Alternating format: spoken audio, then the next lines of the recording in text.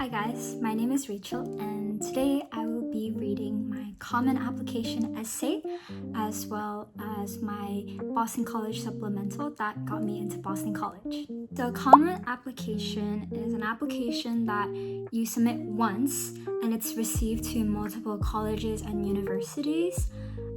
So honestly, it's super convenient. Every year they have 7 prompts. I believe they change depending on the year. For supplementals, it also depends on what college or university you are applying to. Boston College only requires 1 supplemental with a couple different prompts. And I think it also depends on what school you're in. So for example, the College of Arts and Science, the Carroll School of Management. It's really important to double check that before you apply. So for my common application essay, I chose to answer the prompt, discuss an accomplishment, event, or realization that sparked a period of personal growth and new understanding of yourself or others. Okay. When I was 10, phone in hand, listening intently as the agent rattled off words like deductible and policy number, terms that felt too big for my small voice. Beside me, my father nodded, his quiet gaze trusting me to translate a word I barely understood. My siblings' laughter drifted in from the next room like a reminder of the fun I had missed out on. Growing up, I would often find myself as the official translator for the household and at my local Korean church, where my father was the leading pastor. Week after week, I sat in the back with a microphone, swallowing my face as I translated for our non-Korean speaking congregants. My legs trembled beneath me, heavy with fear of messing up and drained by words that were never mine to begin with.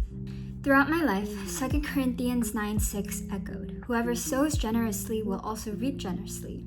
To me, the meaning seemed obvious. Serve and you will be rewarded. But even as I sowed seeds of service endlessly, the harvest I reaped for myself seemed uncertain. In high school, I auditioned for Tosan, a professional theater production about Tosan An Chang-ho and his family, pioneers of early Korean immigration to the United States.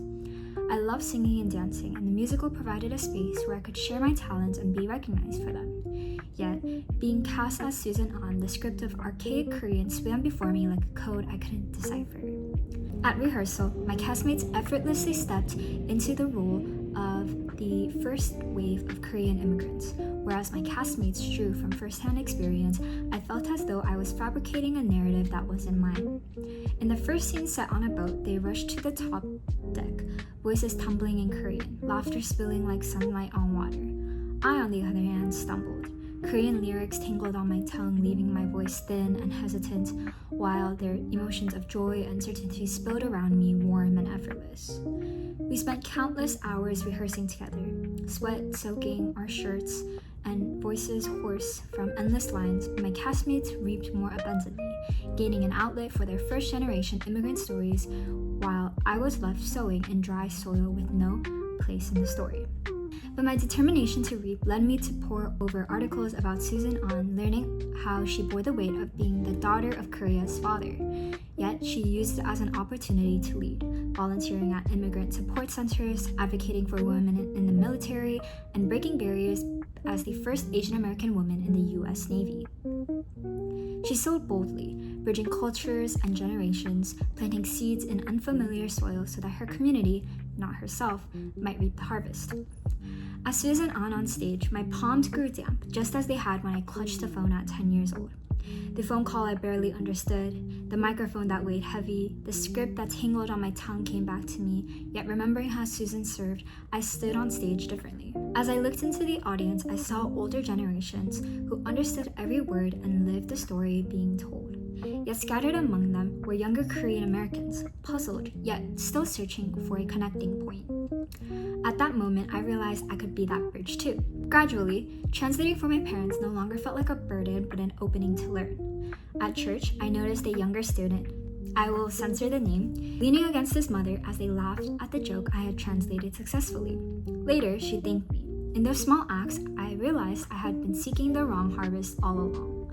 Only on stage, under the lights, I understood 2 Corinthians 9:6. Sowing as a bridge between cultures, generations, and communities, I reaped a harvest that extended to my community. And for Boston College, I chose the prompt, Boston College's Jesuit mission highlights the 3 B's: be attentive, be reflective, be loving, core to Jesuit education. If you could add a 4th B, what would it be and why? How would this new value support your personal development and enrich the BC community? And I wrote, if there was a 4th B, I would choose be protean. By protean, I mean adaptable, able to shift as new challenges and opportunities arise. I first recognized the need to be protean through an online platform for student Christians. With a co-leader, we sketched out channels on Discord, like rooms in a home, one for prayer requests, another for reflection, and a corner for laughter. We created resource spaces to help students stay grounded in their faith and open chat for their ideas. Each day, we prepared materials and led Bible studies until our small circle grew into over 20 students from 10 different states. Yet within the first week, my co-leader stepped down, leaving me with all the responsibility. I hesitated to ask for help, worried the work wouldn't get done. But to strengthen the community, I let go of those fears and created a council. One member led weekly prayer nights, another was responsible for outreach. This experience taught me to adapt during unexpected situations. I also recognized the importance of being protean during my internship at Chungang Daily, where I co-researched and published an article on how artificial intelligence is reshaping government decision-making and civil liberties. To analyze these changes, I relied heavily on research organizations and think tanks that study this rapidly evolving intersection of technology, policy, and society. Our research found that emerging modern technological innovations, such as self-driving cars, reproduce systems of surveillance that target predominantly people of color. Watching readers respond with surprise to our work showed me how emerging technologies are reshaping the political landscape and social dynamics. The experience also left me with bigger questions. How do institutions adapt when technology challenges long-standing ideas of justice?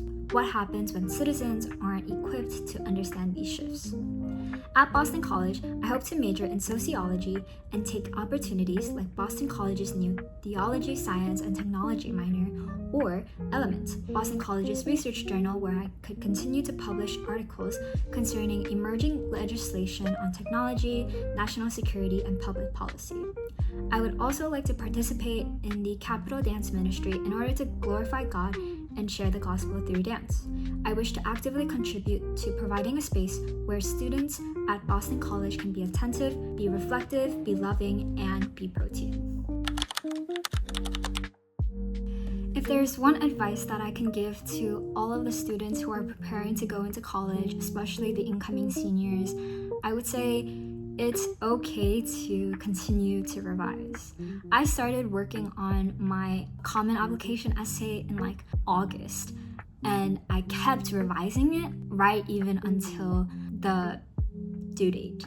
So just know that it'll change. You'll have multiple drafts and you'll be okay. I think another thing that's really important is try not to ask too many people to revise your essay. I think it builds that uncertainty and that insecurity in your writing, and so I think just asking 1 or 2 trusted people is best. Lastly, another thing that I would really suggest is to look back on all of your extracurricular activities that you did, even if it's the most minimal, smallest thing that you thought you did. Honestly, it can be something to write about, and eventually you run out of things to write about. Thank you guys for watching, and I hope that you guys will stay tuned for more college, school, student content. Thank you.